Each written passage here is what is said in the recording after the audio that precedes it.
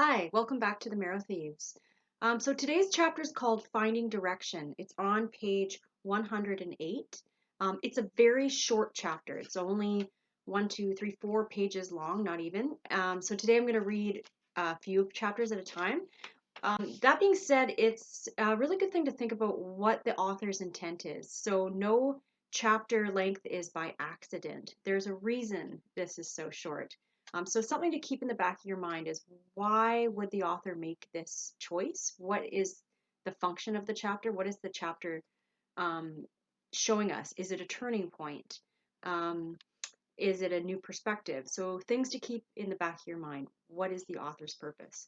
So this is Finding Direction, page 108.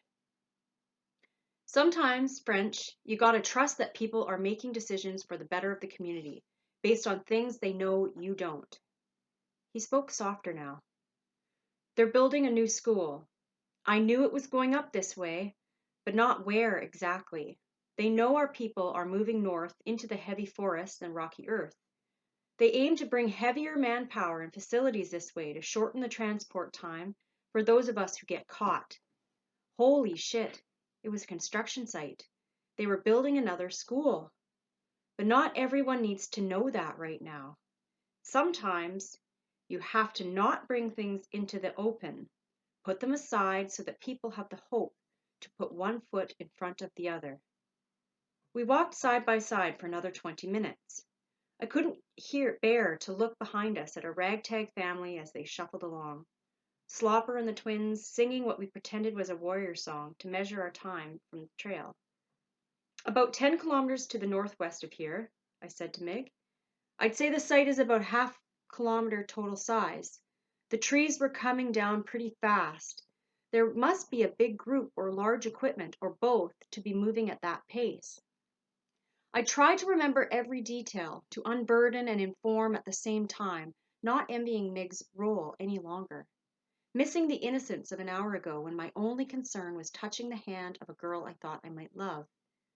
Good job, my boy, good job. That night we set up camp on a flat stretch of field in the midst of tall pines and ate a good dinner of canned beans and a couple of ground birds roasted on our new hibachi. Minerva was delighted by the contraption and even taught us a new word. All of us, not just the girls. We were sitting around the hibachi, feeling all modern and posh. I weaseled my way beside Rose, who had Riri in her lap. Riri was cleaning her new boots with spit and a finger. Abwad. Minerva pointed to the birds on the grill. Abwad? Is that a bird? Rose asked. That made her chuckle. No, Abwad. Cooking on a fire. I put my head down on my bent knees and repeated it over and over as softly as I could, hoarding something precious. Abwad, cooking on a fire. After we'd picked the bones clean and stored them in a canvas sack to boil for soup the next day, when we were all nestled in our blankets and allowing exhaustion to make the decisions, Mig spoke. Tomorrow we turn east, northeast, for a bit anyway. There might be more people up that way. Seems like the forest fires are in the west. No one objected. Northeast or northwest, it didn't really make a difference. It was all north and it was all more days of walking. I lay awake longer than even Cheeboy that night, long enough to see him slip the white trapper hat under Wab's pillow and linger to touch her long hair as she slept. I wanted to know the rest, wanted the story of Migwan's escape, because I thought just by knowing it, somehow, it would make our escape seem all the more plausible. But I couldn't ask. It didn't take a genius to realize that Isaac was lost to the schools, that Mig was alone and heartbroken. He'd lost someone he'd built a life with, right in the middle of that life. Suddenly, I realized that there was something worse than running, worse even than the schools. There was loss. I'd wait for him to tell me the rest of in his own time, if that ever even came. I fell asleep watching the rise and fall of Rose's breath and tried to imagine us in another time, building instead of running.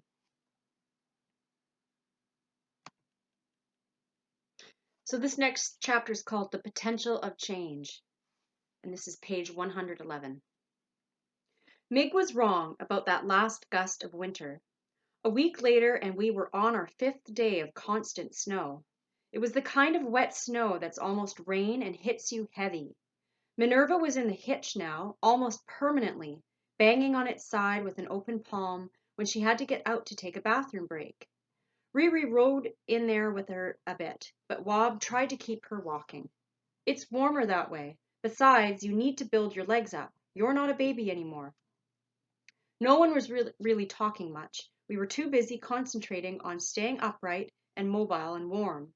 Between us, we wore every piece of clothing we had, Tree and Ziguan taking turns with their baseball cap every hour. Still, Slopper's nose ran constantly, and Mig had a cough that rattled around in his throat when he tried to hide it.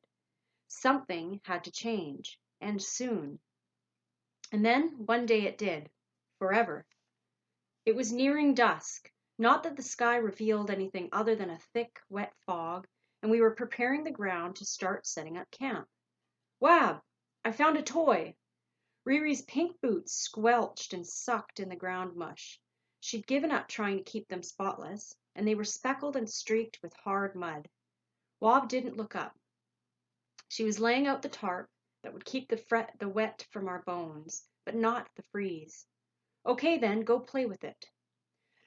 Riri ran off to show Minerva, who sat in the cart like a queen on a rickety throne. I was on the other side of the clearing, putting up the string of bells that we used as an alarm system, when she yelled, Majan! Mudbin! Mig was the first one to the cart, where Minerva had propped herself up on her knees, her eyes wide. She handed something blue to Mig. I want it, protested Riri. I found it. I walked over to the cart with the others. Mig was holding a plastic lunch pail with a broken hinge. On the front was the half-torn, waterlogged image of a man wearing a blue suit with a wide red cape. He was flying over buildings, but I couldn't make out much more through the wear. We'd found other junk here, but when he opened the top, I saw the reason for concern. Inside was a half a piece of bread wrapped in clear plastic. It wasn't even moldy yet. Could be the same group Wab saw back before the resort. He rubbed his chin, then gave orders. Chi-boy, walk the perimeter. Tree, Ziguan, lay extra wires. He turned to me. French, you know what to do. I jogged to the trees, found the best specimen to hold my weight, and ascended. We all knew what was up. We'd found other evidence of travelers, and Mig's first priority was to keep us safe. I got excited every time, hoping that we'd run into some friendlies, maybe even someone we knew from before. In the 5 years I'd been with my group, we'd found others only 7 times, and each time we parted after several days. It was safer to be small, to be less of a disturbance for the recruiters to track. The landscape had started to change, and here and there amongst the green were slashes of black where the Precambrian rock grafted sharp hills and cut into craggy cliffs. We did our best to avoid them when we were on the move. Shifting rocks with sudden drops were dangerous, and the incline was tough on all of us, especially with the cart to pull. I saw a ridge of solid black cut through the forest like a vein. We were definitely getting more north now. I wasn't up there for long before I saw them. 2 figures huddled around an open fire in a small clearing about a 3-hour march to the west. One was wearing camouflage, the other, foolishly, wore a bright red hat. Mig was talking with Minerva, who was still in the wagon, low and serious. Her face was smooth with stress, and she looked as coherent as I'd seen her in a while. Mig's hair was tucked up into a gray woolen toque, and with the wide gray scarf wrapped around his neck several times, so that his entire mouth was obscured. He looked much older. Rose stood up from where she was playing tic-tac-toe with Riri in a crust of snow with a couple of sticks, but I went over to the elders first. I saw them. Where? Meg and Minerva turned their whole attention on me, and I slowed down to tell my report right. West. 3, maybe 4 hours walk? Maybe a bit more with the wagon. 2 people. Couldn't tell who they were, but I didn't see any vehicles, so they're probably not recruiters. You don't know that for sure. It's dangerous to make assumptions. No, but they just didn't seem like it. I felt stupid and very young. I mean, they were kind of hanging out around a fire.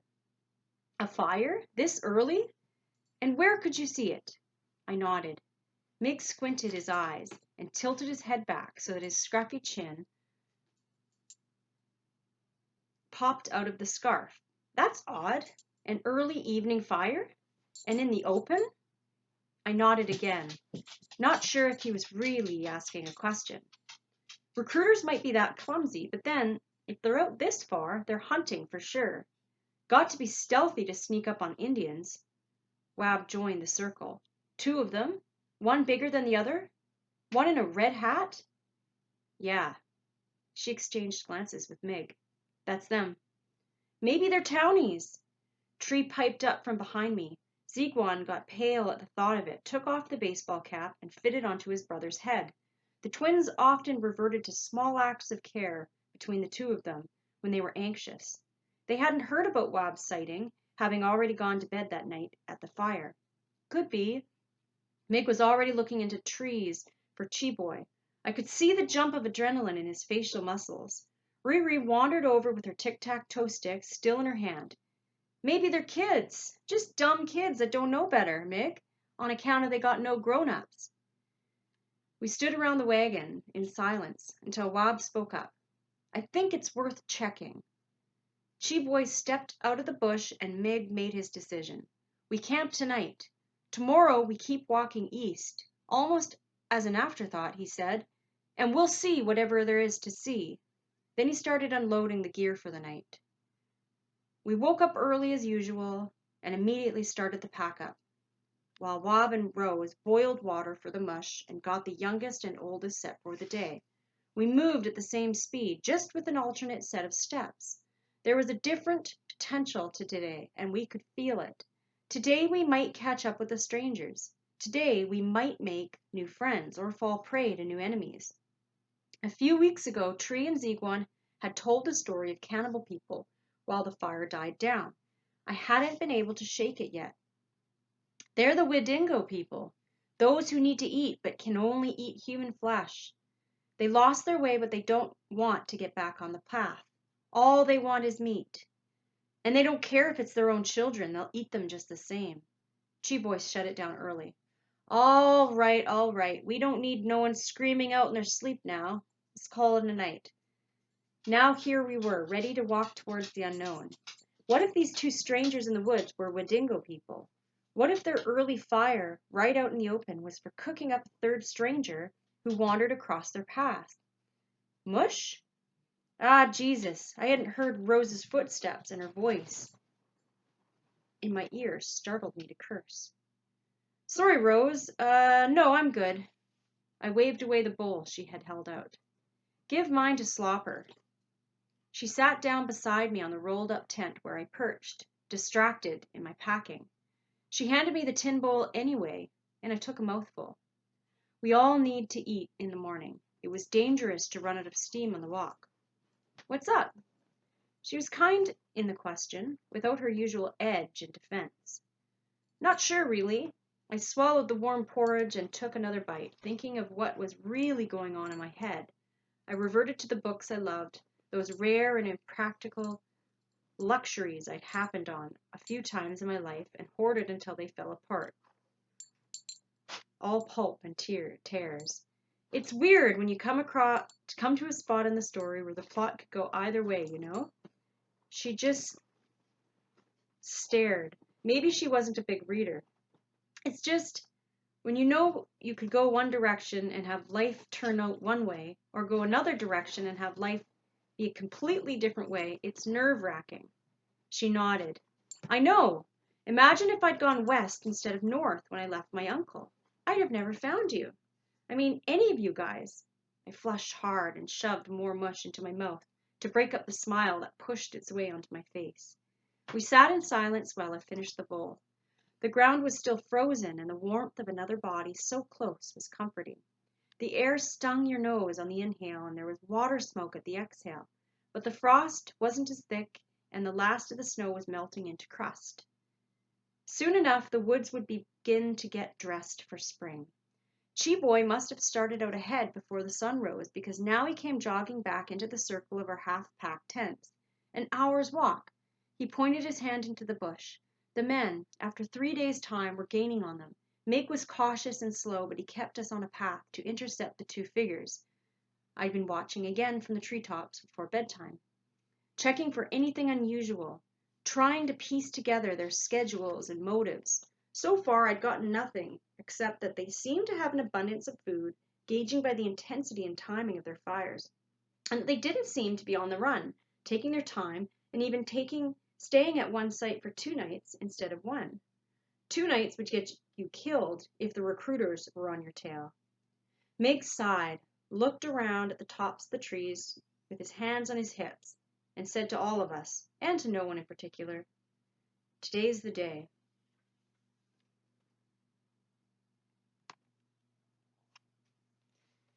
So this is the next chapter, page 118, called The Other Indians. By noon, we'd caught up to them. They were lazy and messy, and we'd walked over more blatant tracks and litter than we'd seen for months.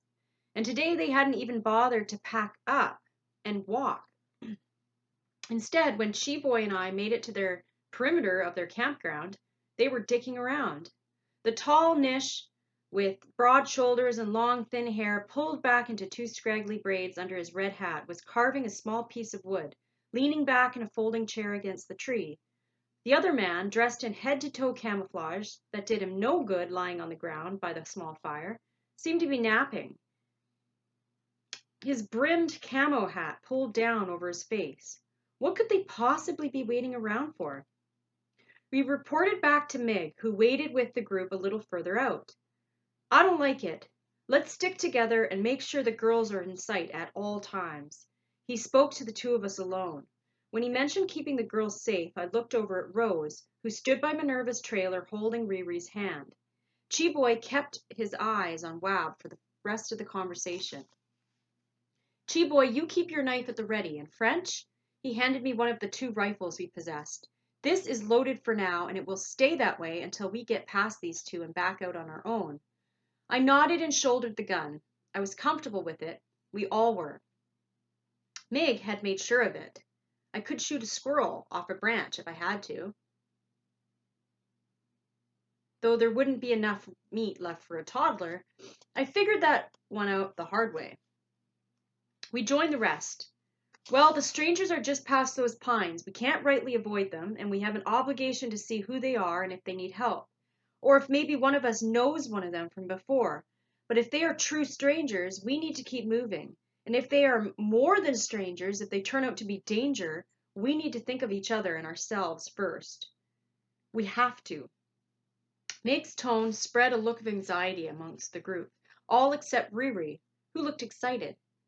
"Are there kids, French?" Her little voice got high-pitched. "Nah, Ree, they're grown-ups. 2 men. Oh." She kicked the ground in her muddy pink rubbers. "Maybe they got kids somewhere else, though, eh? Maybe that's where they're going." "Sure, Ree. Maybe." Wah pulled her over and squeezed her in tight so that her toque slipped down over her eyes to the bridge of her nose. The little girl smiled in the embrace. "Okay, then, let's head over. I'll take the front with French, regular formation, Chi-Boy at the back." We assembled under his instruction and pushed into the bush. We were 2 rows back when a man yelled out, "Who's there?" Meg and I exchanged silent looks. It wasn't that we'd been discovered that made us wary. It was that they were confident enough to call out. What if we were recruiters? What if we were deranged townies? And what if by chance we were game that could feed them? Who would take such a chance? I picked up more of Mig's anxiety about the strangers. Mig stood to his full height and pulled at the strap of his gun so that it swung around his body. He held it in both hands, pointing into the clearing. "Anine?" Silence.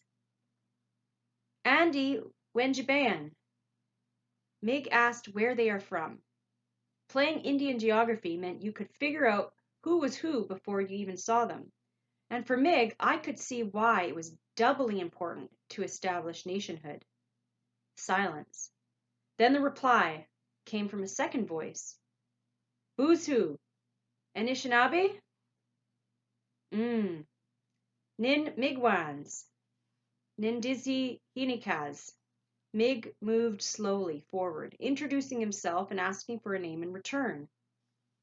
Anin Eshiniki Kazoen. Nin Travis. Nin Dizzy Hinikaz. And I probably said those incorrectly, so I apologize. Mumbling from their end, and then another voice. Lincoln from Hobema Nation, out west. Tansy. The second man, the one who had called out to us at first, answered in English and then greeted Mig in Cree. All the while, Mig slowly crept forward. I stayed in the space left between him and the group. Mig turned back to us and motioned us forward with his head, still holding the gun at waist height. I'm coming into the clearing. I have 9 others with me. Uh-huh. Okay. He broke through the last row with us, just before him, and entered the clearing. The tall, long-haired man was standing beside the fire, his chair and wood abandoned behind, but the knife still in his ham fist.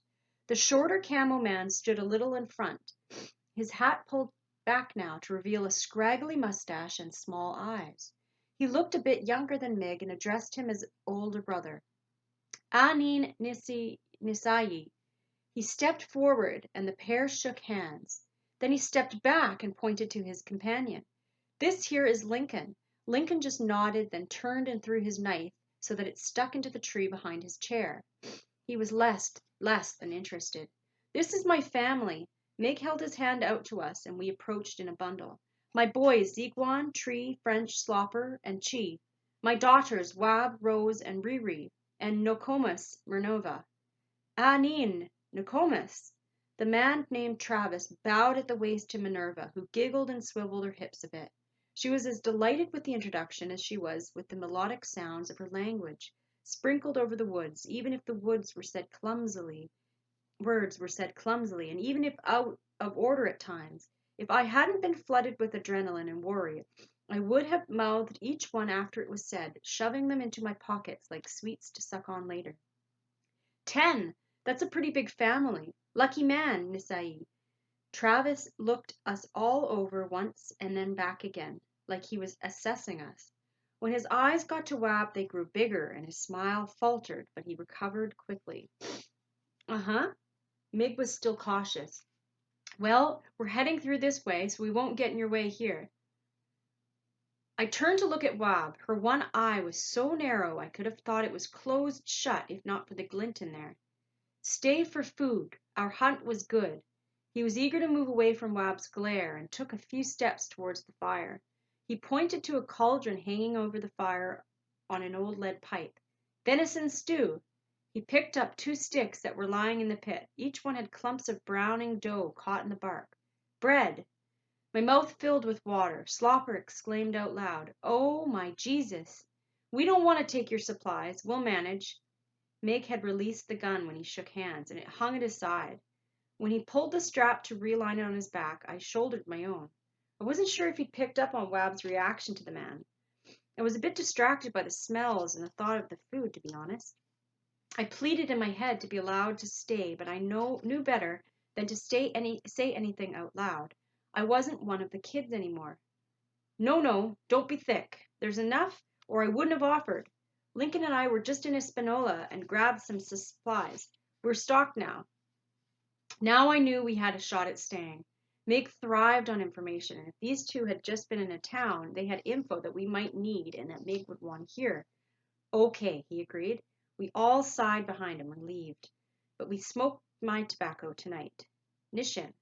Travis laughed and poked at the pot while we unloaded and took up seats around the fire. Wab refused to sit, standing behind Meg with her arms folded across her chest. Chi-Boy slipped off unnoticed, and I knew he was scouting the area in case we had to leave in a hurry. I felt foolish, sitting in the warmth with the elders and the kids. I wanted to be of use, too. Be right back. I mumbled to Tree and stood up. The one introduced as Lincoln had returned to his chair outside the circle around the pit. It was him who called out to me, "Hey, boy." Just going for a piss. I wasn't sure why, but the large man made me feel nervous. Don't want to do it out in the open. I gave a forced chuckle. He lowered his eyebrows and turned back to his carving, shaking his head slightly. I hoped the others hadn't heard. I didn't want to sound weak in front of Rose, like some sweaty little kid who can't take care of his family. I slipped out into the first row of trees in the same spot we had entered from. Then I walked left, keeping an eye out on the clearing. It turned out that the fire and the men's tents and chairs were in a small, circular patch at the end of a long, narrow clearing, so that the whole spot was kind of in the shape of a spoon. At the top of the handle, the space dropped off with one of those craggy cliffs of shale rock. I crept to the edge as close as I could manage and peered over. It was about a 6-story drop.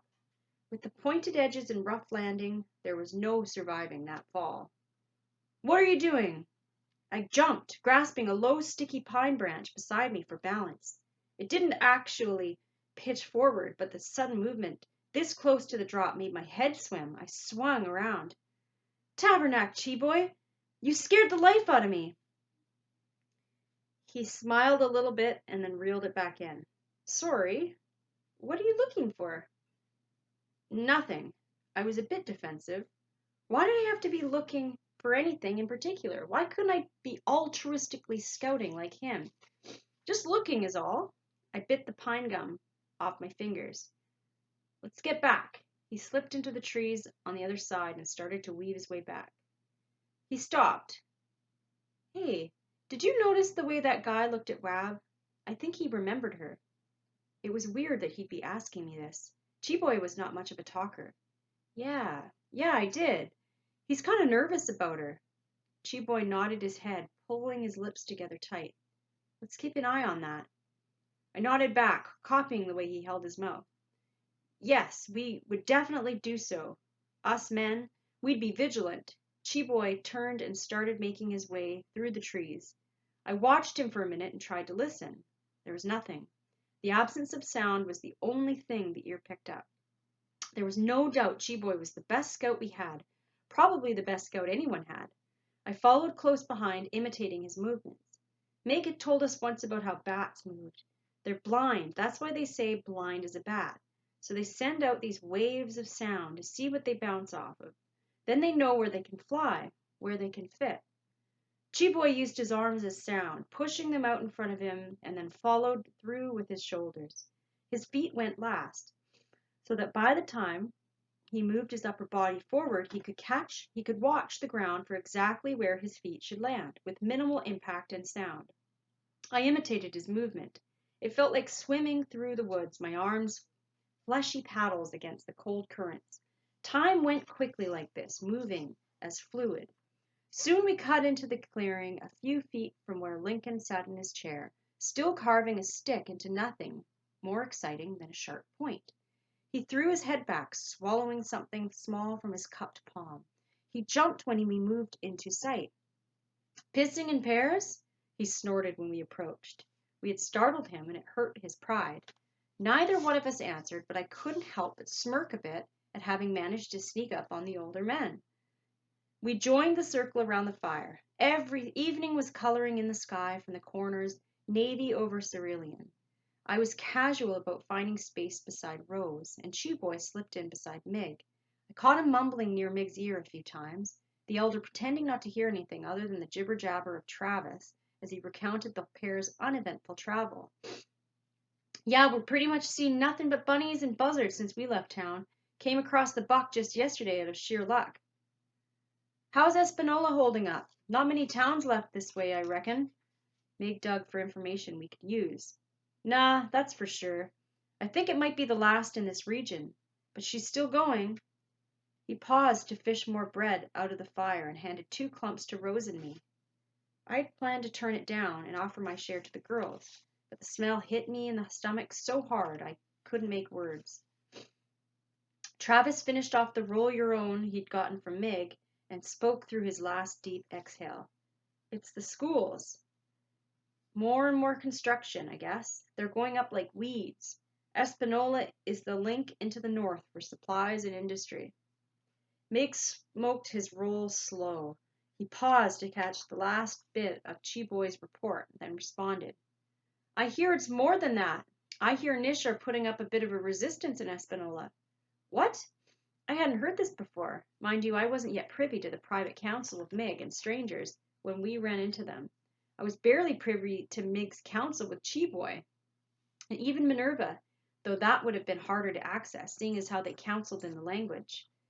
Lincoln stopped carving and watched the men at the fire. Travis curled his back inward, a defensive movement of the young, in that his space was in that space his voice was softer, like an echo of a man he used to be. There's a bit of movement, I guess you'd call it. That's what they call it anyway. They're camped out by the town and they're armed. They haven't been hauled in yet. But it's only a matter of time before the schools take care of the easy pickings and go after the ones putting up a fight. They're up there acting like frigging Woodlands wizards. Lincoln raised his voice to join in from his pace outside the circle. It's stupid what it is. Time a-wasting. You either run or you find other ways to fit in and get by. Ain't no use in holding on to ways that are dead. Just brings dead closer. And what other ways could we fit in? Isn't running towards something other than this all we have? Mig threw back. Or am I missing something? He had an edge to his voice that made me check the gun was within quick reach. There was a pause. I put my fingers around the handle and swung it closer. Cheeboy unfurled and straightened to his full height behind Mig, who still sat beside Travis, calmly finishing his smoke, but his eyes were narrow and far away. I knew where he was. He was back at his old cottage with Isaac and the betrayers. He was remembering pain. I had no time to check the others, watching the muscle twitch on Mig's jaw, observing the silent curl of Cheeboy's spine, taking in the tick and creak of Lincoln's chair as he slowly lowered himself from tilt, hearing the breathing of Travis in the bony shell of his shoulders. All this in a dozen heartbeats that pushed against the collar of my flannel button-up. Travis rebounded. Hiding is all. That's what he means. Hiding and pretending you're not Indian. Some of the half-breeds can do it. Hell, some of the full-bloods, too. He pushed an elbow into Slopper's arm beside him, looking for an ally in his commentary to make it light. Am I right? You see some of those Mohawks? Eyes bluer than the sky, eh? Slopper managed a half-smile that looked like he had gas and leaned away and into Riri, who had fallen asleep near the warmth of the blaze, her belly full of stew. Mig locked eyes with Lincoln, who in turn refused to look away. His was a face full of challenge and bravado. Again, it was Travis who pulled in the other direction. Me, I'm inclined to stay out in the bush. Cities, they bring nothing but the worst out in people. Wab snorted and walked in a small circle, shaking her head. I know for sure Mig noticed this time. I've done some bad shit in my time in the cities. Years back I had some bad habits. The kind of habits that make a man do things he isn't proud of. He poked the fire with a thin stick, more nerves than anything. But I will say this, in my defense, not that I can defend myself, really. Here he looked up at Wab for the first time. I never would have done things if I'd have known the outcome. My intentions were never to get anyone hurt.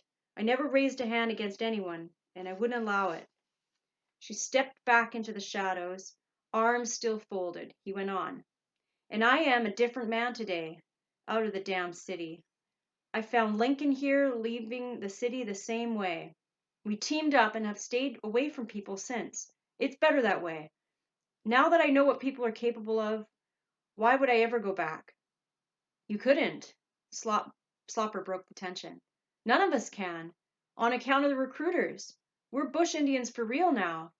Travis laughed at Slopper's serious decree and clapped him on his thick back. Well, I think now we've eaten and smoked good offerings together, and seeing as how the sky is falling, you should consider just putting up here for the night.